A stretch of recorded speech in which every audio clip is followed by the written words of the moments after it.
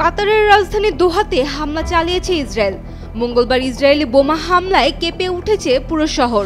সেখানে ফিলিস্তিনি সশস্ত্র গোষ্ঠী হামাসের নেতারা এক বৈঠকে ছিলেন বলে জানা গেছে। ইসরায়েলি সূত্র জানিয়েছে হামাসের জ্যেষ্ঠ নেতাদের লক্ষ্য করে বিমান হামলা চালানো হয়েছে। ইসরায়েলি প্রতিরক্ষা বাহিনী হামলার তথ্য নিশ্চিত করলেও তারা কাতারের নাম সরাসরি উল্লেখ করেনি। আইডিএফ জানিয়েছে ৭ অক্টোবর ইসরায়েলের ওপর হামলার মূল পরিকল্পনাকারী এবং দায়ী কয়েকজন শীর্ষস্থানীয় নেতাকে লক্ষ্য করে এই বিমান হামলা চালানো হয়েছে।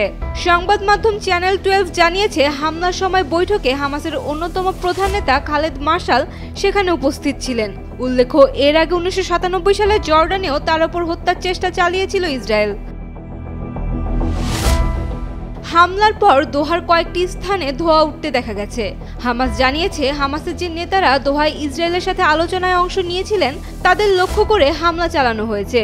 আল জাজিরা বলছে এই বৈঠকে যুক্তরাষ্ট্রের সর্বশেষ যুদ্ধবিরতির প্রস্তাব নিয়ে আলোচনা হওয়ার কথা ছিল হামাস নেতৃবৃন্দের। কাতারের পররাষ্ট্র মন্ত্রণালয়ের মুখপাত্র মাজেদ আল আনসারি হামলার তীব্র নিন্দা জানিয়ে বলেছেন, হামাসের রাজনৈতিক শাখার কয়েকজন সদস্যকে লক্ষ্য করে আবাসিক ভবনে হামলা চালানো হয়েছে।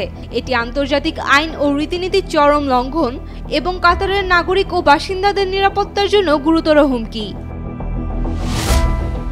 Saim Akter, Daily Sun.